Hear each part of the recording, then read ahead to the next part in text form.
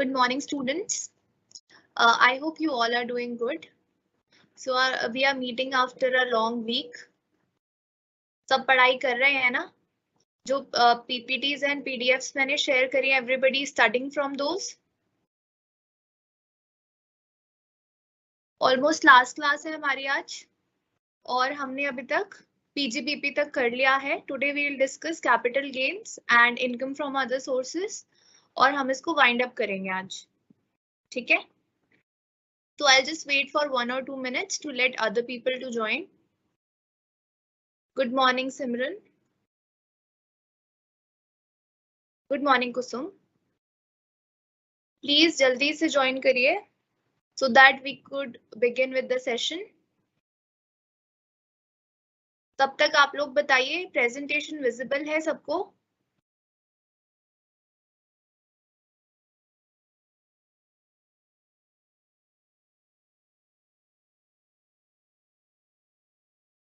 Good morning, Abhishek.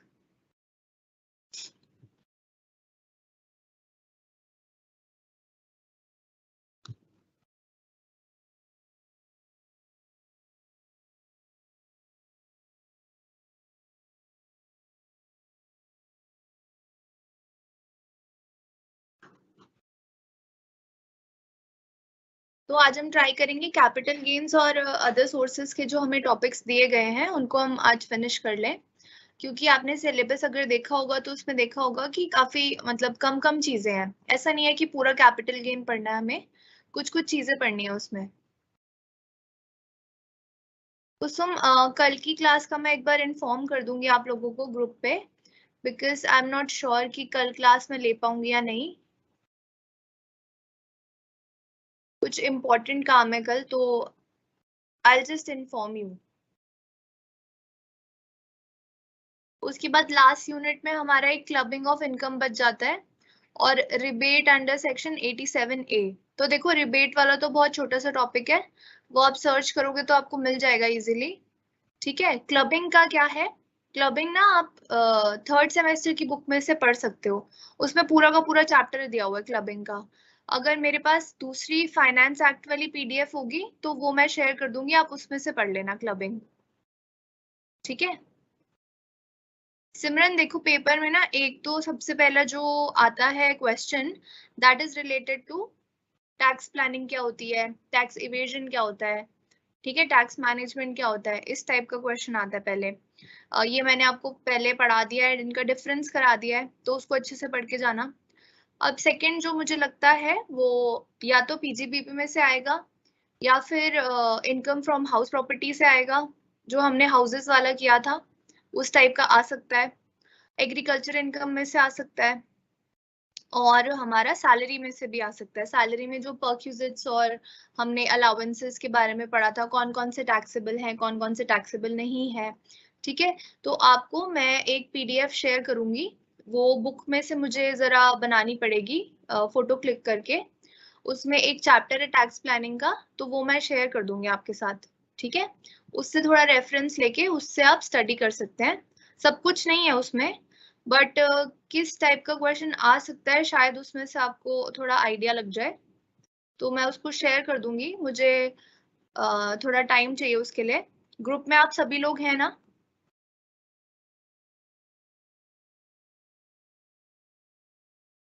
मैं उसमें PPTs and PDFs share करती रहती हूँ, तो प्लीज मेक श्योर कि आप ग्रुप में हो. ठीक है. तो अब हम आज का सेशन स्टार्ट करते हैं. आई होप मेरी प्रेजेंटेशन सबको दिख रही है. तो topics to be discussed today are introduction to capital gains, exemptions under capital gains, and income from other sources. तो broadly हम capital gains और income from other sources को आज discuss करेंगे. तो ये सब जो आपने इनकम टैक्स में ऑलमोस्ट पढ़ा है, आपको पता होगा कैपिटल गेन्स क्या होते हैं. अगर नहीं पता है तो चलिए पढ़ लेते हैं इसको. Income is taxable under the head capital gains if the following conditions are satisfied.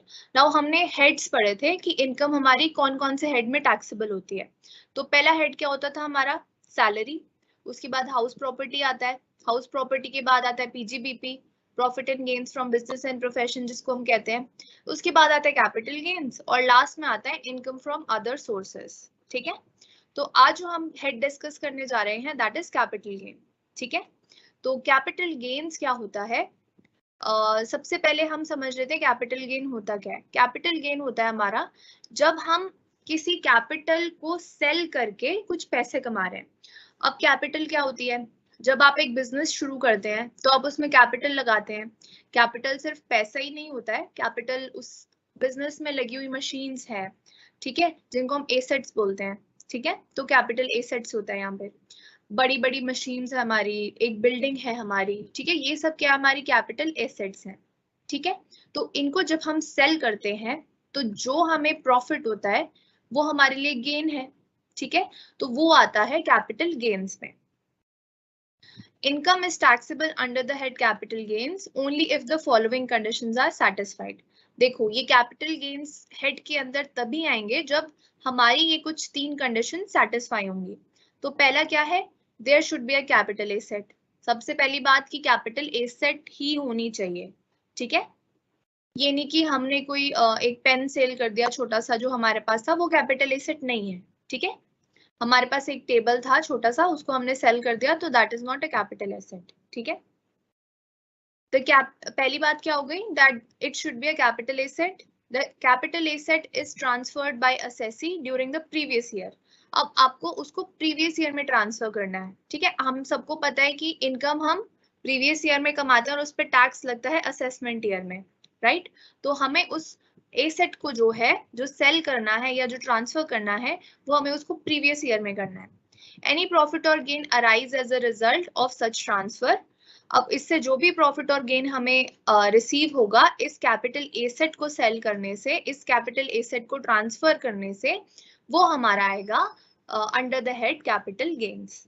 ठीक है, सच प्रॉफिट और gain is not exempt from tax under section. So ये कह रहे हैं कि ऐसे प्रॉफिट और गेन पे एग्जेम्पशन हमें कुछ नहीं मिलती है। ठीक है, अब कैपिटल एसेट के बारे में समझ लेते हैं। कैपिटल एसेट क्या होता है? Property of any kind held by assessee whether और not connected with his business और प्रोफेशन। तो कैपिटल एसेट क्या होता है? कोई ऐसी प्रॉपर्टी जो असेसी के पास हो, वो उसके बिजनेस से कनेक्टेड हो भी सकती है और नहीं भी हो सकती है। Any securities held by a foreign institutional investor which has invested in securities in accordance with the regulations made under SEBI Act। अब आपको पता होगा कि कुछ फाइनेंशियल इंस्ट्रूमेंट्स भी होते हैं, हमारे शेयर्स हैं, बॉन्ड्स हैं, ठीक है, वो भी हमारी एसेट है, तो उसको भी यहाँ पे हम लेते हैं कैपिटल एसेट में। ठीक है, अब कैपिटल एसेट 2 टाइप की होती है, एक होती है लॉन्ग टर्म कैपिटल एसेट्स, दूसरी होती है शॉर्ट टर्म कैपिटल एसेट्स। ठीक है, ये सब कुछ आपको फेमिलियर लग रहा होगा अगर आपने इनकम टैक्स में ये लास्ट ईयर पढ़ा है, लास्ट सेमेस्टर में पढ़ा है, तो कुछ कुछ फेमिलियर तो लग रहा होगा। तो कैपिटल एसेट समझ में आ गया। कैपिटल एसेट 2 टाइप की होती है, लॉन्ग टर्म होती है और शॉर्ट टर्म होती है। अब इनको हम लॉन्ग टर्म और शॉर्ट टर्म में किस बेसिस पे क्लासिफाई करते हैं? देखो, long term capital asset means a capital asset held by an assessee for more than 36 months immediately prior to the date of its transfer। देखो इसका मतलब क्या है कि आपने कोई कैपिटल एसेट जो है वो ओन करी, आपने दुकान से खरीदी, किसी से ली, ठीक है। अब इस कैपिटल एसेट को अगर आपने 36 मंथ्स के लिए अपने पास रखा तो इसको हम बोल देते हैं लॉन्ग टर्म कैपिटल एसेट। तो आप देखो लॉन्ग टर्म और शॉर्ट टर्म जो है एसेट के अक्वायरिंग पीरियड पे डिपेंड करता है कि रिटेनिंग पीरियड की आपने उसको कितनी टाइम होल्ड करके रखा। ठीक है, अब आपने कोई चीज खरीदी और उसको आपने 36 मंथ्स के लिए होल्ड करके रखा, so that is a long term capital asset. ठीक है, इस केसेस, इसमें कुछ और केसेस भी आते हैं हमारे। फॉर एग्जाम्पल यहाँ पे देखो एक्सेप्शंस करके कुछ लिखा हुआ है। In case of listed securities और यूनिट्स ऑफ यूटीआई और unit of equity oriented fund zero coupon bonds held by assessee, the long term capital asset will mean कि उसको हम 12 मंथ से ज्यादा अगर रखते हैं या 12 मंथ्स के लिए रखते हैं तो वो लॉन्ग टर्म एसेट बन जाती है, कैपिटल एसेट। देखो पहले हमने क्या कंडीशन पढ़ी कि कोई भी एसेट अगर हम 36 मंथ्स के लिए अपने पास रखते हैं तो वो लॉन्ग टर्म कैपिटल एसेट बन जाती है। ठीक है, लेकिन जब शेयर्स और जीरो कूपन बॉन्ड्स की बात आती है या यूटीआई की बात आती है, तो हमारे पास अगर ये सिक्योरिटीज 12 महीने या उससे ज्यादा है तो ये लॉन्ग टर्म कैपिटल एसेट बन जाती है। इस केस में हम 36 मंथ्स नहीं देखते हैं, इस केस में हम 12 मंथ्स देखते हैं। ठीक है। और तीसरा एक केस क्या होता है हमारा, unlisted shares of a company or land or building both held by assessee, the long term capital asset will mean such asset held by the assessee for more than 24 months. ठीक है। अगर आपके पास unlisted securities हैं जो list नहीं हुई हैं, हमें पता है कि कोई भी शेयर है तो वो लिस्ट होता है पहले स्टॉक एक्सचेंज में, अगर वो लिस्ट नहीं है तो उस केस में आपका होल्डिंग पीरियड 24 मंथ्स को कंसिडर किया जाता है। अगर आपने 24 मंथ्स उस चीज को, उस सिक्योरिटी को हेल्ड करके रखा है तो उस केस में उसको हम capital, long term capital asset मान लेंगे। ठीक है, क्लियर है? तो 3 केसेस हमने पढ़ लिए लॉन्ग टर्म कैपिटल एसेट के। पहली बात क्या हो गई कि 36 मंथ्स या उससे ज्यादा हमारे पास वो होनी चाहिए। ठीक है। सेकंड केस क्या हो गया, अगर वो लिस्टेड सिक्योरिटीज है यानी वो लिस्ट हो चुकी हैं स्टॉक एक्सचेंज में, वो शेयर्स हैं, वो जीरो कूपन बॉन्ड्स हैं, ठीक है, यूटीआई के यूनिट्स हैं, तो उस केस में हम 12 मंथ्स देखते हैं। अगर ये चीज हमारे पास 12 मंथ्स के लिए है तो भी वो लॉन्ग टर्म कैपिटल एसेट बन जाती है। और थर्ड केस क्या आ गया, अनलिस्टेड सिक्योरिटीज जो लिस्ट नहीं है, उसके अगर हमारे पास ऐसी सिक्योरिटीज 24 महीने या उससे ज्यादा है तो भी वो लॉन्ग टर्म कैपिटल एसेट में आ जाती है। ठीक है। इन केस ऑफ लैंड और building transferred up to March 31st, अब देखो लैंड एंड बिल्डिंग का केस मैंने थर्ड पॉइंट में दिया हुआ है, अगर वो 31 मार्च 2017 तक या उससे पहले जो है आपने ले लिया है, ट्रांसफर करवा लिया है, तो उस केस में 36 मंथ्स जो है आपका पीरियड ऑफ होल्डिंग देखा जाएगा उसको लॉन्ग टर्म कैपिटल एसेट मानने के लिए। और अगर उसको आपने अप्रैल 1 2017 के बाद जो है ट्रांसफर किया है अपने नाम पे, तो आपका पीरियड ऑफ होल्डिंग 24 मंथ्स जो है देखा जाएगा। तो ये था हमारा short long term capital gain. ठीक है, लॉन्ग टर्म कैपिटल गेन में क्या याद रखना है, 36 मंथ्स, ठीक है, 12 मंथ्स इन केस ऑफ जो लिस्टेड वाली सिक्योरिटीज है, और जो हमारी अनलिस्टेड है उनके केस में 24 months. Next one is short term capital gain. अब शॉर्ट टर्म क्या होगा, लॉन्ग टर्म का एकदम ऑपोजिट होगा। Short term capital gains means a capital asset held by the assessee for not more than 36 months. जो 36 months से हम कम time के लिए होल्ड करते हैं उसको हम शॉर्ट टर्म कैपिटल एसेट मानते हैं। ठीक है। अब कुछ केसेस में ये 24 मंथ्स हो जाता है और कुछ केसेस में ये 12 मंथ्स हो जाता है। In the following cases however such period is taken 12 months. अब देखो 12 मंथ्स कब कब लेना है हमें, इक्विटी और प्रेफरेंस शेयर्स जब है हमारे पास, सिक्योरिटीज है हमारे पास, बॉन्ड्स है, डिबेंचर्स है, यूनिट्स ऑफ यूटीआई है, जीरो कूपन बॉन्ड्स है, ये हमने पीछे पढ़ लिया है। अगर हम इन सब चीजों को 12 महीने या उससे ज्यादा के लिए होल्ड करके रखते हैं तो ये बन जाती है लॉन्ग टर्म। ठीक है। तो इनके शॉर्ट टर्म होने के लिए हमें इनको 12 महीने से कम होल्ड करना है, तभी ये शॉर्ट टर्म कहलाएंगी, नहीं तो ये लॉन्ग टर्म कैपिटल एसेट बन जाती है। ठीक है। देखो यहाँ पे एक मैंने फ्लो चार्ट बनाया है, कैपिटल एसेट होती है हमारी शॉर्ट टर्म और लॉन्ग टर्म। ठीक है। अगर हमारी जो कैपिटल एसेट है उसको हमने 36 मंथ से कम होल्ड किया है तो वो शॉर्ट टर्म है। अगर वो कैपिटल एसेट को हमने 36 मंथ से ज्यादा होल्ड किया है तो वो लॉन्ग टर्म कैपिटल एसेट है। ठीक है। लेकिन ये जो हमारा पीरियड है ये चेंज होता है in case of listed securities.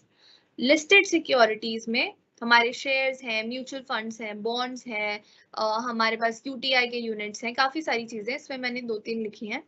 ठीक है। तो जब हमारे पास ये लिस्टेड सिक्योरिटीज हम ओन करते हैं और इनको हम 12 महीने से कम होल्ड कर रहे हैं, ठीक है, ये सब शेयर्स और बॉन्ड्स और म्यूचुअल फंड्स को हम 12 महीने से अगर कम होल्ड कर रहे हैं तो ये शॉर्ट टर्म में आ जाती हैं। अगर हम इनको 12 महीने से ज्यादा टाइम के लिए होल्ड कर रहे हैं तो ये लॉन्ग टर्म में आ जाती है। ठीक है। और ऐसे ही हमारा थर्ड केस होता है अनलिस्टेड सिक्योरिटीज का, जो कि लिस्टेड नहीं है, उस केस में 24 मंथ्स हमारा पीरियड हो जाता है। अगर हम अनलिस्टेड सिक्योरिटीज को 24 मंथ से कम होल्ड कर रहे हैं तो वो शॉर्ट टर्म है। अगर हम उनको 24 मंथ्स या उससे ज्यादा के लिए होल्ड कर रहे हैं तो वो लॉन्ग टर्म है। ठीक है, आई होप आपको ये इंट्रोडक्शन क्लियर होगा लॉन्ग टर्म और शॉर्ट टर्म का। इसमें देखो डिफरेंट डिफरेंट टाइम पीरियड्स दिए गए हैं, कंफ्यूज नहीं होना है। अगर कुछ भी मेंशन नहीं है तो 36 मंथ्स होगा हमारा। अगर उसमें लिखा गया है लिस्टेड सिक्योरिटीज है, हमारी शेयर्स है, म्यूचुअल फंड्स है, बॉन्ड्स है, तो ये 12 मंथ्स होता है पीरियड। ठीक है, अगर अनलिस्टेड सिक्योरिटीज की बात की गई है क्वेश्चन में तो 24 मंथ्स हो जाते हैं।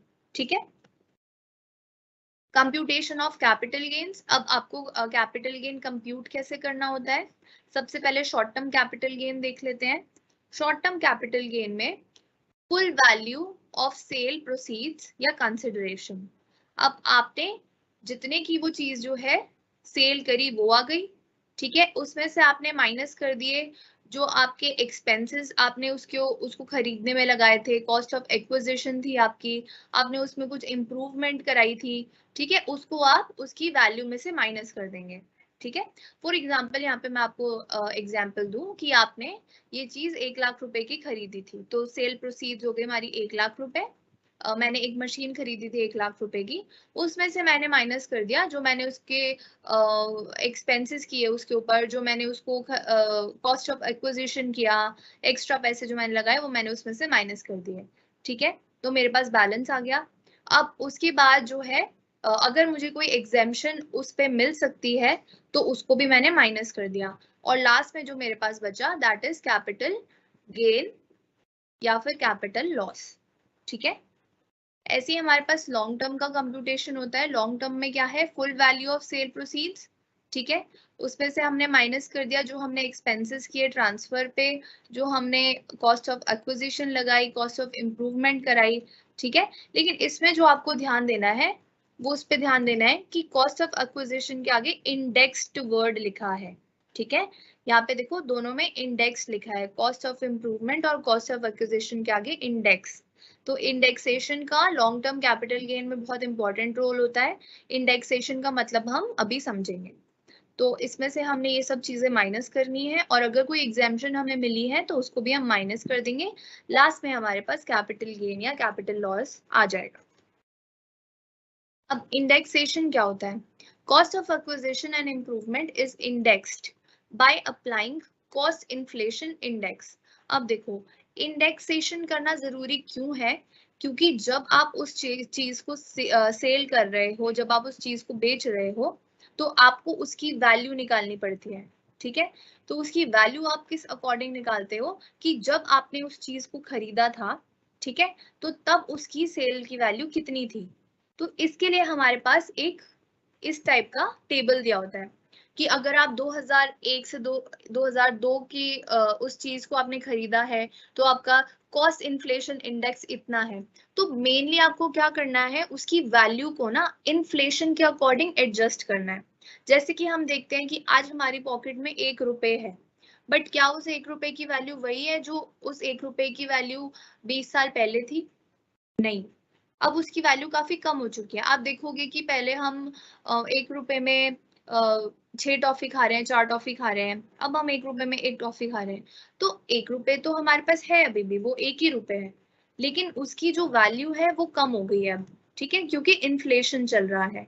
तो हमें इन सब हमारे जो एसेट्स हैं, लॉन्ग टर्म कैपिटल एसेट्स हैं, इनको हमें इन्फ्लेशन के अगेंस्ट एडजस्ट करके इनकी वो वैल्यू निकालनी है जो उस दिन उनकी वैल्यू है।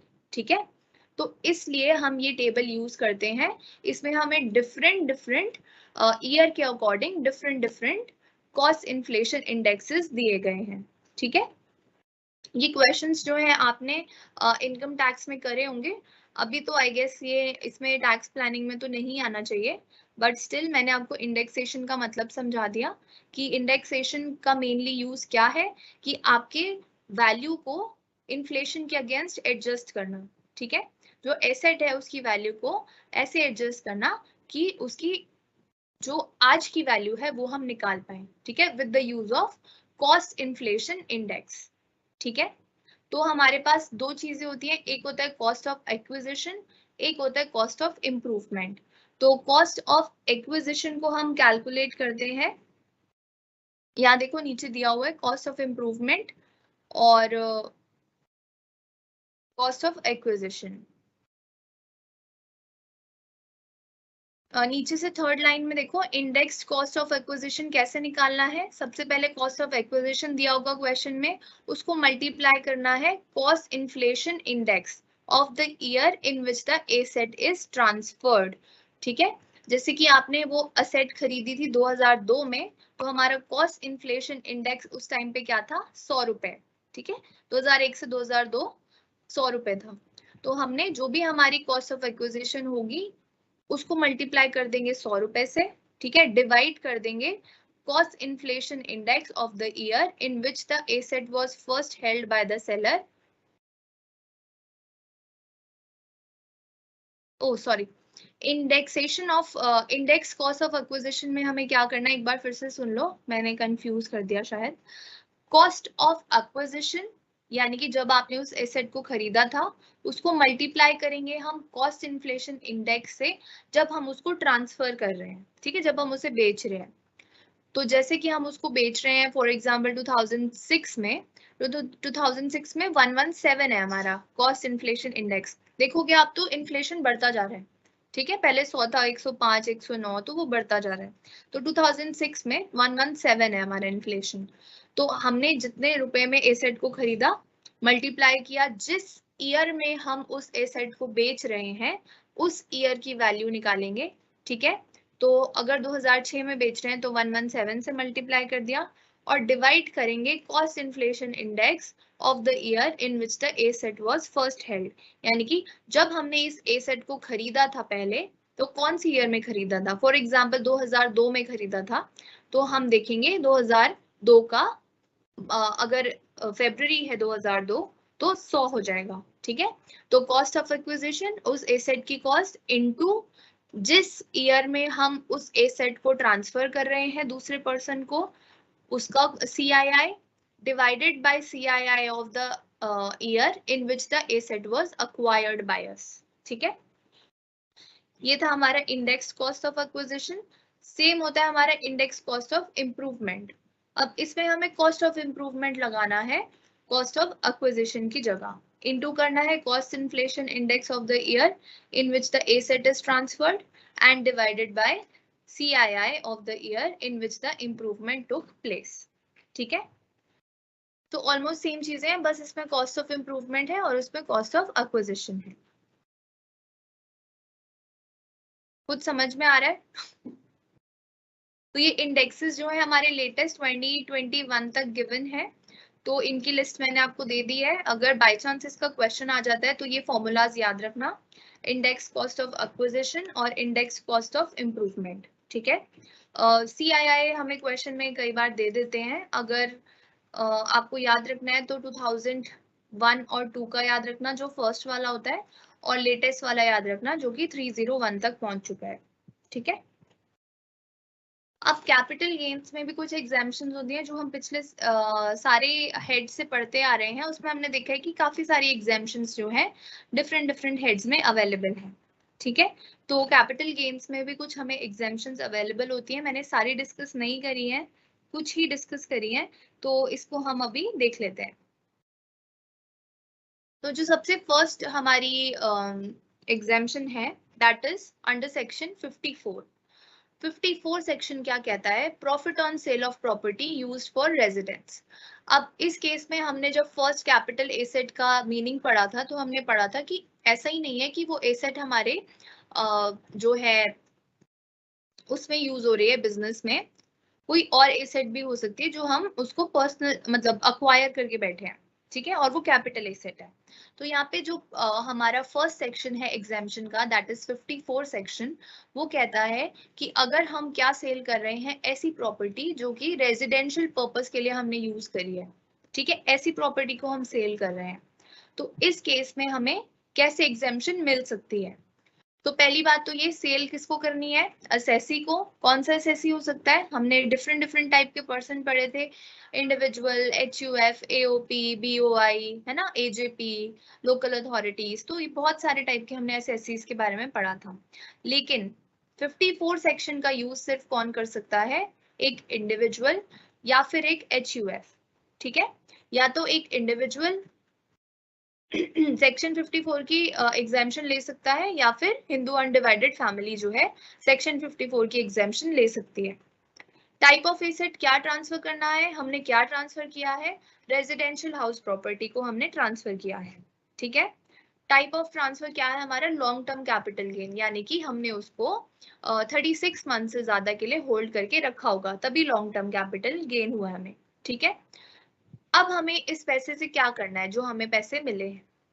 One residential house from assessment year 2021-22 if capital gain is less than और इक्वल टू 2 करोड़, तो आपको इस सेक्शन की डिडक्शन मिल सकती है अगर आपको जो पैसा इस एसेट को ट्रांसफर करने से मिला है, इस एसेट को बेचने से मिला है, उसको आप लगा देते हो एक ही सेम टाइप का घर खरीदने के लिए। ठीक है, मतलब कि आपने क्या करना है, रेजिडेंशियल घर बेचा आपने, अब आपको कैपिटल गेन के अंडर सेक्शन 54 का फायदा चाहिए, तो आप कैसे ले सकते हो, अगर आप उस पैसे से उस जो बेच के आपको पैसे मिला है उससे आप एक और रेजिडेंशियल हाउस प्रॉपर्टी खरीद लेते हो।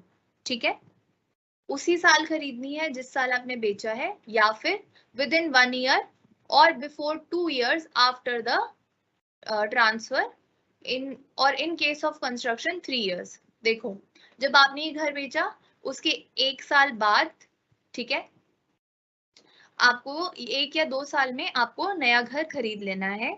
ठीक है, अगर आप नया घर कंस्ट्रक्ट करा रहे हो तो वो 3 साल में आपको कंस्ट्रक्ट करा लेना है, तभी आपको सेक्शन 54 की जो है डिडक्शन मिल पाएगी। ठीक है, इसके बाद एग्जेम्पशन अमाउंट क्या है हमारा, लॉन्ग टर्म कैपिटल गेन और the cost of new asset which ever is lesser. Exemption का हमें कितनी एग्जेम्पशन मिलेगी टैक्स में, तो देखो, लॉन्ग टर्म कैपिटल गेन कितना हो, फॉर एग्जांपल मैंने घर बेचा और मुझे गेन हो गया 10 लाख रुपए का। ठीक है, अब लॉन्ग टर्म कैपिटल गेन मेरा हो गया 10 लाख रुपए, कॉस्ट ऑफ न्यू एसेट, मैंने जो नया घर खरीदा वो था 15 लाख रुपए का।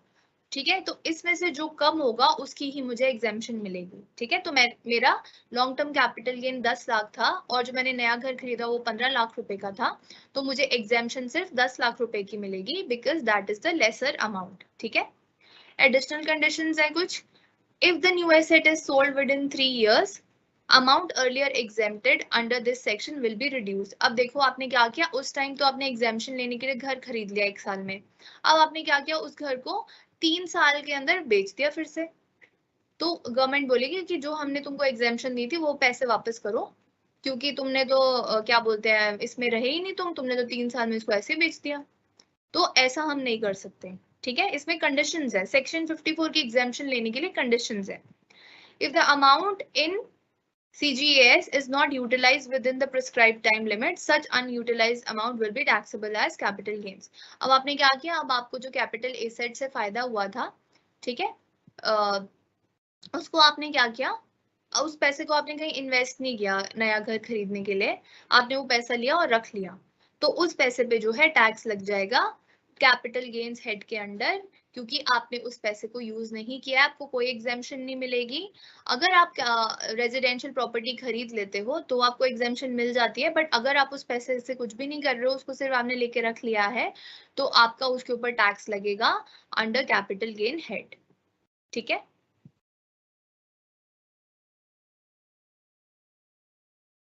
तो ये था हमारा सेक्शन 54। सेक्शन 54 में क्या याद रखना है कि ये क्या है कि हमारी रेजिडेंशियल हाउस प्रॉपर्टी से रिलेटेड है।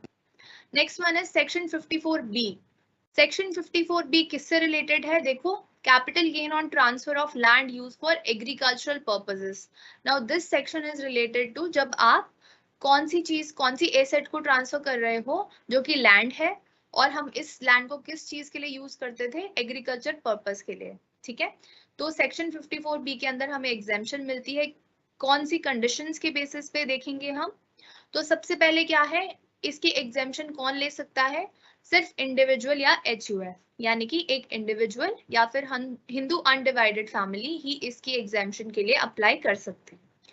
Next one is type of asset transferred. अब हमें कौन सी एसेट ट्रांसफर करनी है, land use for agriculture purpose, land हम जो एग्रीकल्चर पर्पस के लिए यूज कर रहे थे, हम यूज कर रहे थे, हमारे पेरेंट्स यूज कर रहे थे, या फिर इन case of Hindu undivided family उसके जो मेंबर्स हैं वो उसको यूज कर रहे थे, ठीक है। तो इस टाइप का लैंड जब हम सेल करते हैं तो उससे जो हमें कैपिटल गेन होता है वो हमारा उसकी एग्जेम्पशन हमें मिलती है सेक्शन 54B में, ठीक है। टाइप ऑफ ट्रांसफर कौन सा होना चाहिए, लॉन्ग टर्म कैपिटल गेन होना चाहिए। अब देखो एग्जेम्पशन सिर्फ लॉन्ग टर्म कैपिटल गेन पे मिल रही है, शॉर्ट टर्म पे नहीं मिल रही है, तो लॉन्ग टर्म कैपिटल गेन होना चाहिए हमें, वो एसेट जो है लॉन्ग टर्म कैपिटल एसेट होनी चाहिए, तभी तो लॉन्ग टर्म कैपिटल गेन होगा हमें, ठीक है। यानी कि 36 मंथ से ज्यादा के लिए हमने उसको होल्ड करके रखा हो। न्यू एसेट परचेज कौन सी करनी है, अब जो हमने एग्रीकल्चरल लैंड को बेच के पैसा कमाया, प्रॉफिट कमाया, उस पैसे से हमें क्या खरीदना है, एग्रीकल्चर लैंड ही खरीदनी है नई, तभी सेक्शन 54B की एग्जेम्पशन हमें मिलेगी, ठीक है। टाइम लिमिट क्या है, विद इन 2 years हमें ये लैंड जो है नया वाला खरीदना होगा, ठीक है।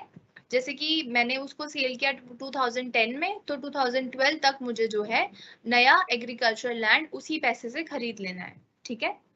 एग्जेम्पशन अमाउंट क्या है हमारी, कितने पैसे की एग्जेम्पशन हमें मिल सकती है, लॉन्ग टर्म कैपिटल गेन और cost of new asset which ever is less. Now आपने अगर उस पुराने वाले लैंड को, एग्रीकल्चर लैंड को बेच के प्रॉफिट कमाया, वही सेम एग्जांपल ले लेते हैं 10 लाख रुपए का, और आपने नया लैंड जो खरीदा वो फॉर एग्जांपल 12 लाख रुपए का है, तो आपको एग्जेम्पशन मिलेगी जो इन दोनों में से कम अमाउंट है, यानी कि 10 लाख रुपए की आपको एग्जेम्पशन सरकार दे देगी, ठीक है। कंडीशंस हमें समझ में आ रही है कि एग्रीकल्चर लैंड को बेच के हमें एग्रीकल्चर लैंड ही खरीदना है, 2 years के अंदर अंदर खरीदना है, लॉन्ग टर्म कैपिटल गेन होना चाहिए हमें उस पे, ठीक है। और एडिशनल कंडीशंस क्या है, if the new asset is sold within 3 years the amount exempted under this section will be reduced. इसमें भी सेम कंडीशन है, अगर आपने नया एग्रीकल्चर लैंड तो खरीद लिया, लेकिन उस लैंड को अगले 3 साल होने से पहले ही बेच दिया या 3 साल में ही बेच दिया, तो आपको जो एग्जेम्पशन मिली थी वो गवर्नमेंट आपसे वापस ले लेगी। The amount in CGS is not utilized within the prescribed time limit. Such unutilized amount will be taxable as capital gains.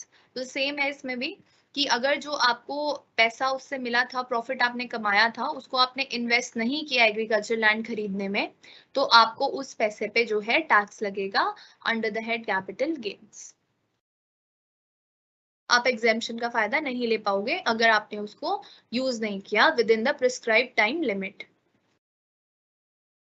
तो ये था हमारा section 54B which is related to agriculture purpose, ठीक है, एग्रीकल्चर लैंड। 54 किससे related था, property जो कि रेजिडेंशियल पर्पस के लिए थी। 54B रिलेटेड था एग्रीकल्चर लैंड से। अब 54D पे आ जाते हैं। 54D है हमारा compulsory acquisition of land and building used in industrial undertaking. अब आपने देखा होगा कि कई बार लोगों के जो लैंड एंड बिल्डिंग होता है वो किसी प्रोजेक्ट के अंडर आ जाते हैं, मतलब कुछ जैसे फॉर एग्जांपल मेट्रो बन रही है, तो अब किसी का जो घर है वो मतलब रास्ते में आ गया कि उसको हटाना पड़ेगा, वो जमीन मेट्रो को खरीदनी पड़ेगी, तो उस केस में कंपल्सरी एक्विजिशन करना पड़ता है, ठीक है। कुछ कंपनीज या गवर्नमेंट भी करती है कंपल्सरी एक्विजिशन, तो उसके अगेंस्ट हमें कुछ पैसा दे देते हैं, वो कंपनसेशन देते हैं नया घर खरीदने के लिए। तो इस केस में देखो क्या होता है, compulsory acquisition of land and building used in industrial undertaking. तो यहाँ पे इंडस्ट्रियल अंडरटेकिंग अगर आपके लैंड एंड बिल्डिंग को कंपल्सरी अक्वायर कर लेती है तो क्या होता है, सबसे पहले तो ये सारे असेसेस के लिए एप्लीकेबल है, ऐसा नहीं है कि अगर आप इंडिविजुअल हैं या HUF हैं, इसमें सारे असेसेस आ जाते हैं। जो हमने पर्सन की 7 कैटेगरीज पढ़ी थी ये सबके ऊपर एप्लीकेबल है। Type of asset transferred, land और building forming a part of industrial undertaking use for the same in the past 2 years before the transfer। तो टाइप ऑफ एसेट क्या यहाँ पे हो रहा है, हमारा लैंड एंड बिल्डिंग जो है वो अक्वायर की जा रही है। टाइप ऑफ ट्रांसफर क्या है हमारा, लॉन्ग टर्म कैपिटल गेन हो रहा है। नई चीज क्या परचेज करनी है हमें, अब हमने क्या किया था, पुराना तो हमारे लैंड एंड बिल्डिंग जो था वो तो चला गया, ठीक है। अब हमें नया क्या खरीदना है, फिर से वही चीज खरीदनी है, ठीक है। जिस चीज में हम पहले थे, जिसको हमने बेचा पहले, हमें वही चीज खरीदनी है फिर से। तीनों सेक्शंस में आपको यही चीज समझ में आ रही होगी कि जो चीज हमने पहले बेची है हमें नेक्स्ट भी वही चीज खरीदनी है, बस within the time limit जो है खरीदनी है। तो यहाँ पे 3 years from the date of transfer जो है टाइम लिमिट है, 3 साल के under under same land and building हमें खरीदनी है। ठीक है, कितनी एग्जाम्पशन मिलेगी? लॉन्ग टर्म कैपिटल गेन और cost of new asset same है, वही है, हर तीनों में यही है कि या तो जितना आपको गेन हुआ था या फिर जो आपने न्यू एसेट खरीदी है उसकी कॉस्ट, दोनों में से जो कम है उसकी एग्जाम्पशन हमें मिल जाएगी। एडिशनल कंडीशंस भी सेम है, न्यू एसेट हमें 3 साल में खरीदनी है और अगर हम इस पैसे को जो हमें गेन हुआ उसको हम यूज नहीं कर पाते हैं, उसे यूज नहीं करते हैं हम ये लैंड एंड बिल्डिंग खरीदने के लिए, तो हमें उस पर टैक्स देना पड़ेगा under the head capital gains. ठीक है, तो ये था हमारा सेक्शन 54D। अब आता है हमारा सेक्शन 54E, 54EA और 54EB। ठीक है, इसमें है इन्वेस्टमेंट इन स्पेसिफाइड सिक्योरिटीज। स्पेसिफाइड सिक्योरिटीज देखो यहाँ पे थर्ड पॉइंट में, फोर्थ पॉइंट में लिखा है हमारी government securities, saving certificates, UTIs, debentures, तो ये सब कुछ हमारी स्पेसिफाइड सिक्योरिटीज होती हैं। तो जब हम इनको बेच के कुछ कैपिटल गेन कमा रहे हैं तो हमें उससे क्या करना है? पहली बात तो ये कि it is applicable on any SSC, यानी कि जो हमने पर्सन 7 टाइप के पढ़े थे उनमें से कोई भी इसका फायदा उठा सकता है। इसमें इंडिविजुअल और एचयूएफ नहीं है, सिर्फ इसमें सब लोग फायदा उठा सकते हैं इस सेक्शन का। टाइप ऑफ एसेट ट्रांसफर क्या है? Long term capital asset transfer होनी चाहिए। अब देखो सिक्योरिटीज के केस में अगर वो लिस्टेड सिक्योरिटीज हैं तो 12 महीने था हमारा लॉन्ग टर्म का टाइम पीरियड, और अगर वो अनलिस्टेड सिक्योरिटीज थी तो उसका टाइम पीरियड था 24 मंथ्स। ठीक है, तो इसमें देख लेंगे हम इतना टाइम पीरियड होना चाहिए तभी हम उसको लॉन्ग टर्म कैपिटल गेन मानेंगे। न्यू एसेट कौन सी परचेज करनी है? अब देखो स्पेसिफाइड सिक्योरिटीज को बेच के स्पेसिफाइड सिक्योरिटीज ही खरीदनी है, तभी हमें इन सेक्शंस का एग्जेम्पशन जो है मिल पाएगा। स्पेसिफाइड सिक्योरिटीज में क्या खरीदना है? Government securities, saving certificates, units of UTI, specified debentures etcetera, ये हमें खरीदने हैं। टाइम लिमिट क्या है? देखो इसमें सबसे कम टाइम लिमिट है, सिर्फ 6 महीने का टाइम है हमारे पास। इन सब सिक्योरिटीज को बेच के जो हमें प्रॉफिट हुआ है उस प्रॉफिट से हमें नई चीज क्या खरीदनी है? सेम सिक्योरिटीज खरीदनी है और टाइम पीरियड है सिर्फ 6 मंथ्स। 6 महीने के अंदर अंदर हमें नई सिक्योरिटीज खरीदनी है। एग्जेम्पशन अमाउंट क्या है हमारा? यहाँ पे देखो cost of new asset into capital gain जो हमारा आया डिवाइडेड बाय नेट कंसिडरेशन, ये इसमें फॉर्मूला लगता है हमारा। ठीक है, एडिशनल कंडीशंस क्या है? सेम एडिशनल कंडीशंस है हमारे पास। New asset is sold within 3 years, 3 years के अंदर अंदर हमें नई चीज खरीद लेनी है। अगर हम पैसा यूज नहीं करेंगे तो उसको कैपिटल गेन में जो है टैक्सेबल किया जाएगा। Just give me a second.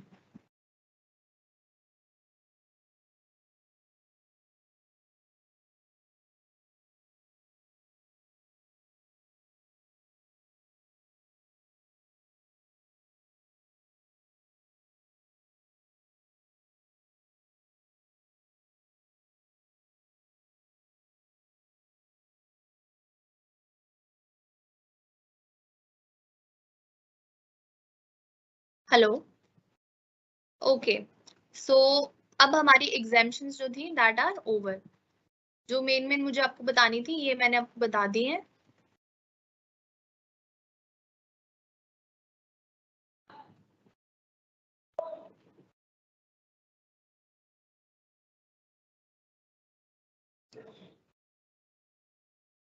अब क्वेश्चन करते हैं बच्चे कि हमें टैक्स कितना लगाना है। तो जो हमारे लॉन्ग टर्म कैपिटल एसेट होते हैं उनके ऊपर लगता है 20% टैक्स या 10% टैक्स, वो कंडीशन पे डिपेंड करता है। और जो हमारे शॉर्ट टर्म कैपिटल एसेट होते हैं उनके ऊपर लगता है सीधा 15% फ्लैट टैक्स। ठीक है, अगर आपकी कोई चीज जो है 1000 रुपए की है तो उस पर 150 रुपए शॉर्ट टर्म में, अगर आप शॉर्ट टर्म कैपिटल एसेट है वो, तो उस पर वो टैक्स लग जाएगा। ठीक है, अगर वो लॉन्ग टर्म है तो उस पर 20% या फिर 10% लगेगा। लॉन्ग टर्म में 2 रेट्स है हमारे और शॉर्ट टर्म में 15% का रेट है। ठीक है, तो यहाँ देखो A part, short term capital gain covered under section 111A is charge to tax at 15%। ठीक है, 15% टैक्स लगता है शॉर्ट टर्म कैपिटल गेन्स में। और generally long term capital gains are charge to tax at 20%। ठीक है, but in certain special cases it may be charge at 10%। So कुछ cases में 20% है, कुछ केसेस में 10% जो है टैक्स लगता है लॉन्ग टर्म कैपिटल गेन्स पे। तो 10% किस में लगता है? जब long term capital gains arising from sale of listed securities and it exceeds 1 lakh rupees. ठीक है, 1 लाख रुपए की अगर लिस्टेड सिक्योरिटीज हम बेच रहे हैं या हमें उतने का गेन हो रहा है, तब हमें 10% जो है टैक्स देना पड़ता है। Long term capital gains arising from transfer of any of the following asset. अगर any security which is listed in recognised stock exchange हम सेल करते हैं, यूटीआई और म्यूचुअल फंड को हम सेल करते हैं, जीरो कूपन बॉन्ड्स को हम सेल करते हैं, तो जो टैक्स रेट हमारे ऊपर एप्लीकेबल होता है दैट इज 10%। ठीक है, इतना क्लियर है। शॉर्ट टर्म में 15% टैक्स लगता है, लॉन्ग टर्म में 20% लगता है, लेकिन कुछ स्पेशल केसेस जो यहाँ पे मेंशन है उसमें 10% लगता है।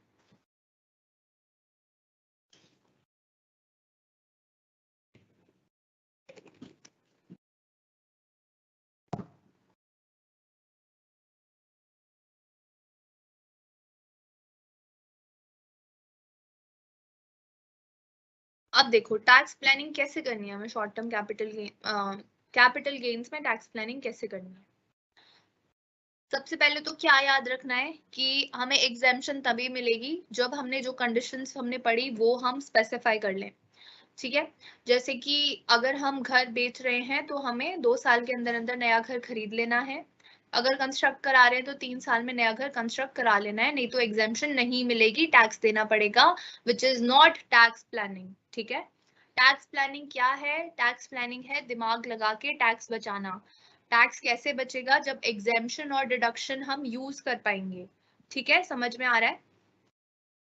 तो टैक्स प्लानिंग में देखो, since long term capital gains bear lower tax, the taxpayer should so plan to transfer the capital asset normally after 36 months after the acquisition। तो ये कह रहे हैं, हमने देखा कि अभी जो लॉन्ग टर्म कैपिटल गेन्स थे उसमें कुछ सिक्योरिटीज पे सिर्फ 10% टैक्स लगा था। ठीक है, तो अगर ये शॉर्ट टर्म होती, अगर हम इसको सिर्फ 12 महीने से कम के लिए होल्ड करके रखते तो ये शॉर्ट टर्म कैपिटल एसेट बन जाती और इस पे हमें 15% जो है टैक्स देना पड़ता। तो ये वही कह रहे हैं कि दिमाग इसी में है, भलाई इसी में है हमारी। टैक्स प्लानिंग हम तभी कर पाएंगे जब हम एसेट को लॉन्ग टाइम के लिए होल्ड करके रखेंगे। ठीक है, लॉन्ग टाइम के लिए होल्ड करके रखेंगे तो हमारा रेट ऑफ जो टैक्स है that is 10% in case of special securities. तो उस केस में हमें टैक्स जो है कम देना पड़ेगा। ठीक है, तो टैक्स प्लानिंग कैसे होगी? अगर हम उनको शॉर्ट टर्म के लिए नहीं, लॉन्ग टर्म के लिए कैपिटल एसेट्स को होल्ड करके रखें सो दैट हमें टैक्स कम देना पड़े। The assessee should take advantage of exemption under section 54 by investing in the capital gain arising from sale of residential house property in purchase of another house within the specified period। तो ये वही कह रहे हैं जो मैंने आपको exemptions पढ़ाई हैं वो हमारे सिलेबस में as such नहीं लिखी हैं, मतलब I think so, लेकिन मैंने आपको इसीलिए पढ़ाया है क्योंकि उन exemptions का यूज है टैक्स प्लानिंग में। आपको उस एग्जेम्पशन का फायदा तभी मिलेगा जब आप उस गेन को, जो पैसा आपने कैपिटल गेन से कमाया है, उसको आप आगे इन्वेस्ट करते हो किसी टाइप की सिक्योरिटी में। किस टाइप की सिक्योरिटी में इन्वेस्ट करना है वो हमने पढ़ लिया। ठीक है, रेजिडेंशियल हाउस प्रॉपर्टी बेचते हो तो रेजिडेंशियल हाउस प्रॉपर्टी ही खरीदनी पड़ेगी तभी बेनिफिट मिलेगा। अगर एग्रीकल्चरल लैंड बेच रहे हो तो एग्रीकल्चरल लैंड ही खरीदना पड़ेगा तो बेनिफिट मिलेगा with in a specified period जो हमने अभी पीछे पढ़ा है। तो ये कह रहे हैं कि टैक्स प्लानिंग ऐसे ही करनी है कि जब आप किसी चीज को बेच रहे हो तो make sure you purchase another thing. ठीक है, जो भी हमारे लॉ में मेंशन है उस टाइप से आपको उस चीज को खरीदना है। ठीक है, और आपको with in the specified time period खरीदना है सो दैट हम अपनी टैक्स सेविंग कर पाए। ठीक है, in order to take advantage of section 54, 54B, 54D, the taxpayer should ensure that newly acquired asset is not transferred within the 3 years of date of acquisition। तो ये अभी हमने पढ़ा कि टैक्स बेनिफिट हमारा चला जाएगा अगर हम जो हमने नई एसेट खरीदी है उसको हम जो है 3 साल से पहले ही बेच दें। ये हमने पढ़ लिया है पीछे, अभी पढ़ा हमने कि अगर जैसे मैंने एग्रीकल्चर लैंड जो है उसको बेचा, उस पैसे से मैंने नया एग्रीकल्चर लैंड खरीदा, विद इन 1 ईयर मैंने खरीद लिया। ठीक है, उसके बाद इस लैंड को मैंने अगले साल ही बेच दिया, मैंने उसको 3 साल के लिए अक्वायर करके नहीं रखा, तो जो मुझे एग्जेम्पशन मिली थी वो मुझसे छीन ली जाएगी और मुझे टैक्स भरना पड़ेगा। ठीक है, सो भलाई इसी में है कि हम इस जो हमने नई कैपिटल एसेट खरीदी है उसको हम 3 साल के बाद ही सेल करें, ठीक है। अगर हम उसको 3 साल से पहले सेल कर देते हैं तो हमें जो एग्जेम्पशन मिली है वो सरकार हमसे ले लेगी वापस। क्लियर है ये पॉइंट्स सारे कैपिटल गेन्स वाले? कैपिटल गेन्स में मुझे इतना ही इंपॉर्टेंट लगा तो मैंने इतना आपके साथ शेयर कर दिया है। बाकी टैक्स प्लानिंग के जो कुछ पॉइंट्स हैं वो मैं आपको जो पीडीएफ प्रोवाइड करूंगी कुछ दिन में, उसमें से आप पढ़ सकते हो। किसी ने डेट शीट चेक करी है? एग्जाम कब है आपका टैक्स प्लानिंग का? मुझे बता दो उससे पहले पहले, फिर मैं शेयर कर दूं।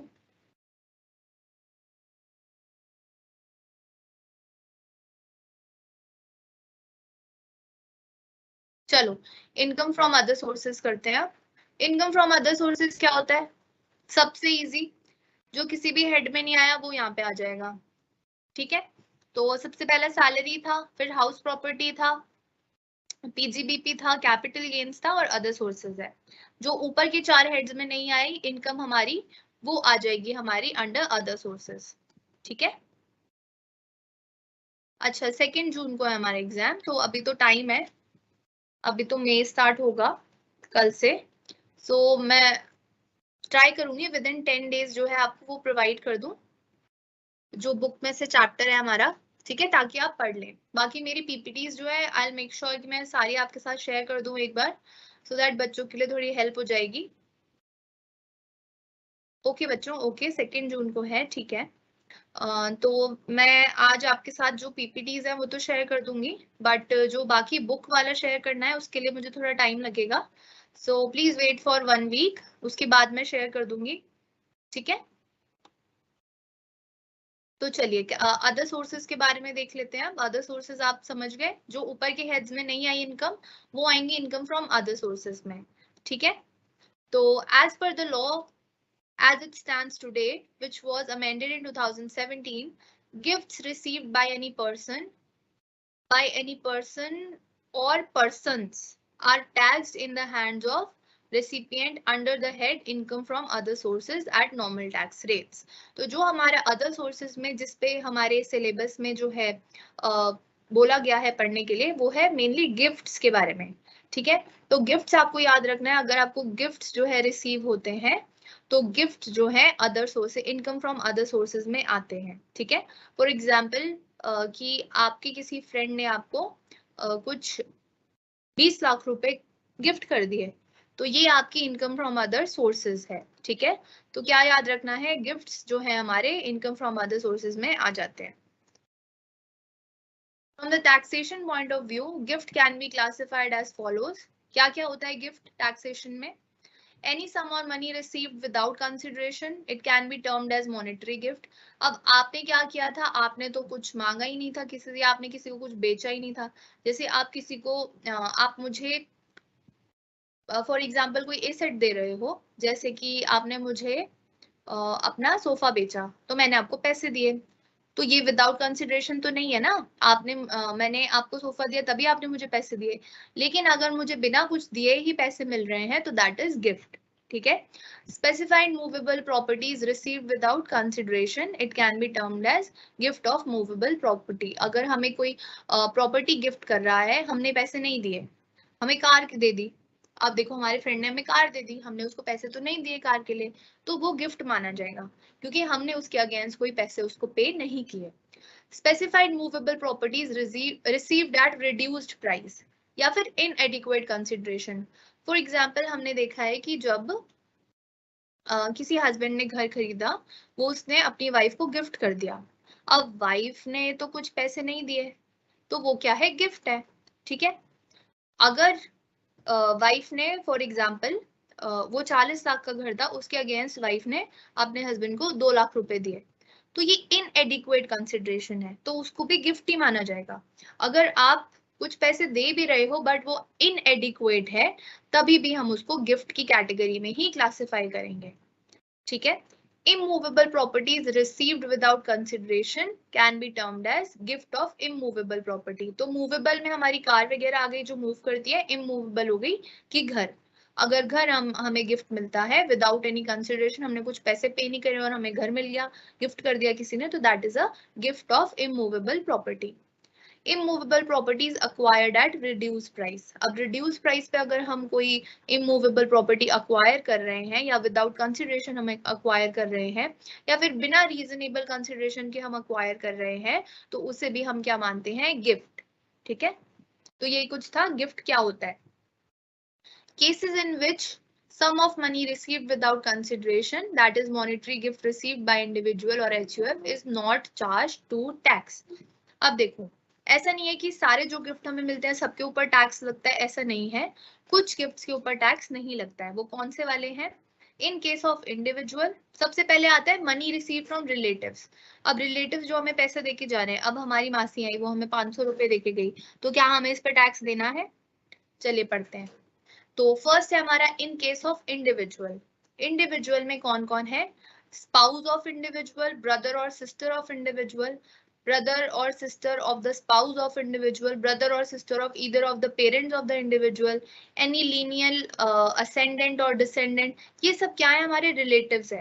अगर ये हमें कुछ मनी दे रहे हैं, जो हमारी हेडिंग है मनी रिसीव फ्रॉम रिलेटिव्स, तो हमें इस पे टैक्स नहीं देना है। ठीक है, ये सब हमारे रिलेटिव्स को क्लासिफाई किया गया है। इसमें देखो ब्रदर सिस्टर है, स्पाउस के ब्रदर एंड सिस्टर है, क्या बोलते हैं, पेरेंट्स के ब्रदर एंड सिस्टर है, असेंडेंट डिसेंडेंट्स हैं इंडिविजुअल के। ठीक है, तो इन सब के केस में हमें जो इनसे गिफ्ट रिसीव होता है, पैसे रिसीव होते हैं, वो उस पे हमें टैक्स नहीं देना है। ठीक है, और सेकेंड है in case of HUF any member thereof. अगर HUF का कोई मेंबर जो है आपस में एक दूसरे को पैसे दे रहे हैं, गिफ्ट दे रहे हैं, तो उस पे भी हमें टैक्स नहीं देना है।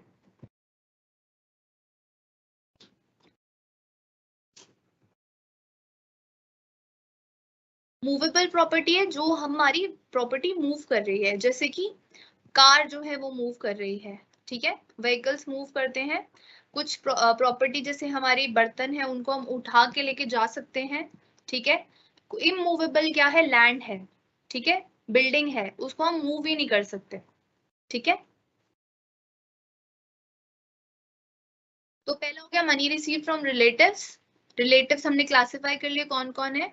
Money received on the occasion of marriage of the individual. अब किसी की शादी में जो उसको गिफ्ट मिल रहे हैं उस पर उसको टैक्स नहीं देना है, क्योंकि वो उसको शादी में मिल रहे हैं।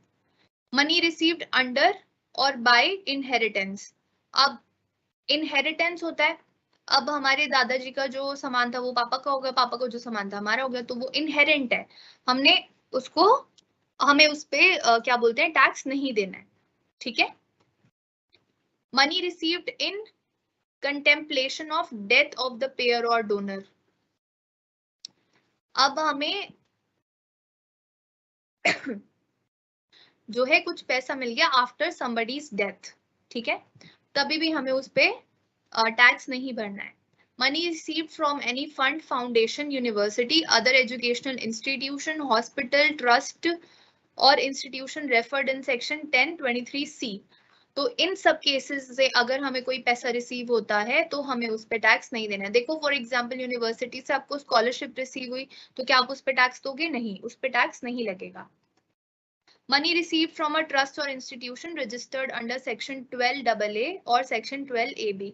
तो इनके अंडर जो इंस्टीट्यूशन या ट्रस्ट रजिस्टर्ड है, वो अगर हमें कोई पैसा दे रहे हैं तो उस पे भी हमें टैक्स नहीं भरना है। Share received as a consequence of demerger और अमालगमेशन ऑफ अ कंपनी। अब आपने देखा होगा कि कंपनीज जो है डीमर्ज हो जाती हैं, वो एक साथ थी बट वो अलग हो गई, अब डीमर्जर हो गया उनका। तो उस केस में हमें कुछ शेयर्स अगर मिले हैं तो वो हमने उसके लिए पैसे नहीं दिए थे बट वो हमें मिल गए हैं, क्योंकि कंपनी का डीमर्जर या अमालगमेशन हो गया है।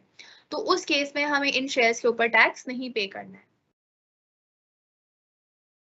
Some important points. Marriage of individual is the only occasion when monetary gift received from him will not be chargeable to tax. शादी में जो गिफ्ट्स मिलेंगे उन पे टैक्स नहीं लगेगा। गिफ्ट रिसीव फ्रॉम रिलेटिव्स पे टैक्स नहीं लगेगा। Monetary gifts received from abroad will be charged to tax if the aggregate value exceed 50,000 during the year. अगर अब्रॉड से हमें कोई गिफ्ट मिल रहे हैं और वो 50,000 रुपए से ज्यादा के हैं तो उस पे टैक्स देना पड़ेगा। ठीक है, Sum of money received without consideration by individual or HUF is chargeable to tax if the aggregate value of such sum exceeds 50,000 rupees. अगर इंडिविजुअल या HUF को कहीं से कोई गिफ्ट के रूप में पैसा मिल रहा है, मतलब उसकी शादी नहीं है, ठीक है, उसको कोई रिलेटिव नहीं दे रहा है, कोई और उसको पैसे दे रहा है गिफ्ट के रूप में, और वो 50,000 रुपए से ज्यादा है, तो उस पे उनको टैक्स जो है पे करना पड़ेगा। ठीक है, तो ये थे कुछ हमारे important points. So income from other sources में हमें मेनली गिफ्ट्स के बारे में पढ़ना है। I have a PDF about it जो मैं आपके साथ शेयर कर दूंगी अभी ग्रुप पे। तो आज की क्लास फिर हम यहीं तक रखते हैं। Now I will inform you about the next class कि कल क्लास होगी या नहीं, एक बार आप ग्रुप में चेक कर लेना। ठीक है, so we'll meet tomorrow. Till then take care and bye bye.